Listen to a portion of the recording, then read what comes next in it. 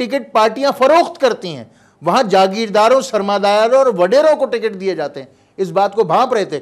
जो जेलों में जाकर कोड़े खाते रहे, जो जेलें भुगतते रहे, उनको कभी उन पार्टियों ने कुछ नहीं दिया, वही एमक्यूएम में आ रहे थे। और वो तरफैन की तरफ से तमाम पॉलिटिकल पार्टीज को इस बात का डर था कि वो एमक्यूएम से खाइफ थे, और इसी वजह से ये सारे बयान सामने आए। जानना चाहते हैं कि सच क्या है?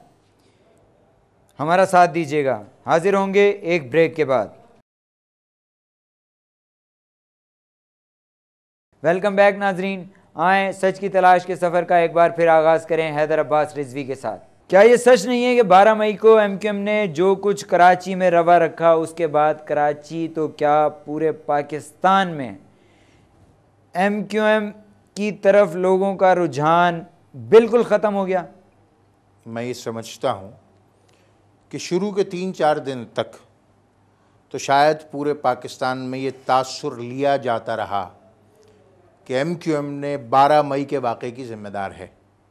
मगर जैसे जैसे सूरत हाल सामने आती गई और जैसे जैसे हक़ाइक़ पर से पर्दा उठता गया, ख़ुद पूरे पाकिस्तान के दानिश्वरों ने, कॉलम निगारों ने, पाकिस्तान भर के तमाम अखबारों ने ये बहस करनी शुरू कर दी कि एमक्यूएम जो कि पूरे मुल्क में फैल रही थी, जिसका प्रोस्पेक्ट बहुत ही बेहतर था और शायद आने वाले इलेक्शनों में ही वो एक बहुत बड़ी मुल्कगीर जमात बनकर उभर रही थी, ये उसके ख़िलाफ़ साजिश की गई है और एमक्यूएम की ऊंची उड़ान पर उसके पर कतरे गए हैं और एमक्यूएम को एक बार फिर उन्हीं रिवायती हलकों तक महदूद करने की कोशिश की गई है जो कि एमक्यूएम जिस तरह पूरे मुल्क में फैल रही थी। मगर उसके साथ साथ हमें ये जहन में रखना चाहिए कि गुज़िश्ता हफ्ते पंजाब में जो वर्कर्स कन्वेंशन हुआ और उसमें 5000 से ज़ायद पंजाब के कारकुनान ने शिरकत की, वो बात एमक्यूएम के लिए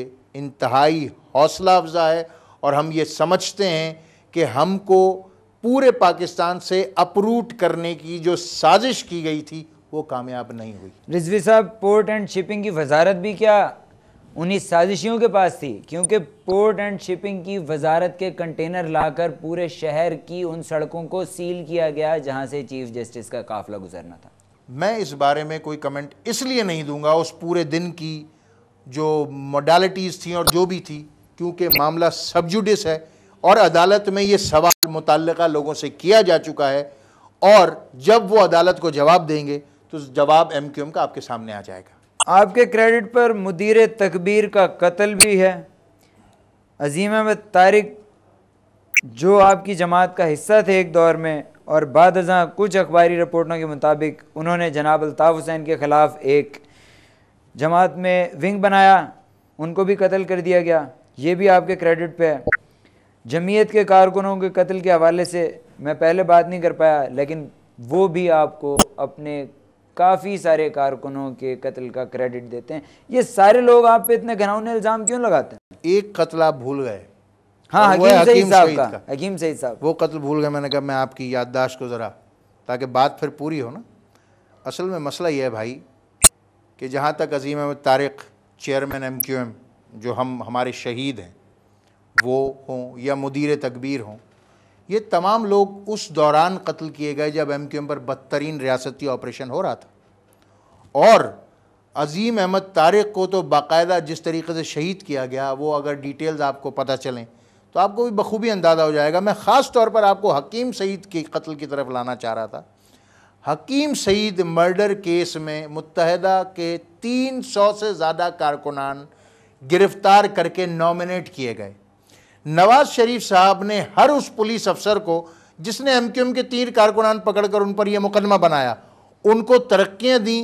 और वो जो आईजी साहब जो थे, जो कि परवेज़ मुशर्रफ हाईजैकिंग केस में बड़े आगे आगे थे, वो उसी केस में डीआईजी से आईजी हुए थे, राना मकबूल साहब।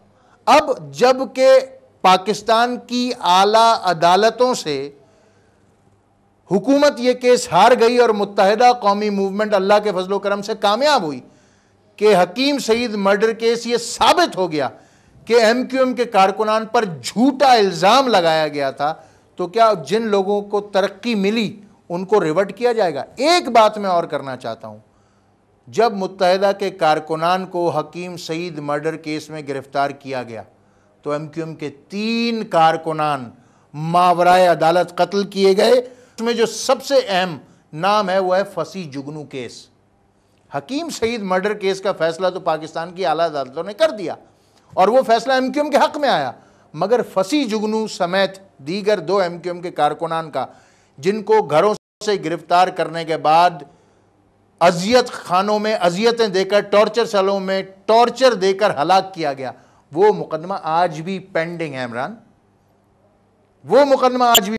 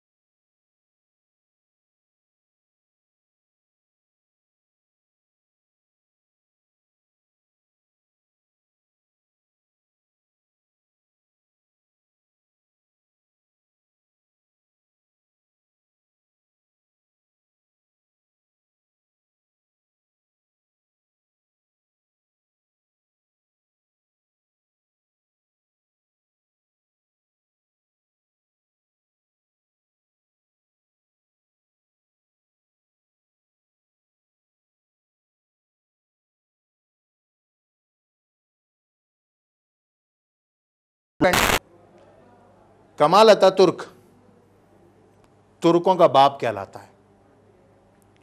गांधी जी के लिए एक बड़ा मखसूस नाम है बापू। इसी तरह मुख्तलिफ लोग अपने अपने अंदाज से अपने अपने लीडर को मुख्तलिफ नाम देते हैं। अल्ताफ़ हुसैन ने कभी अपने आप को पीर नहीं कहलवाया।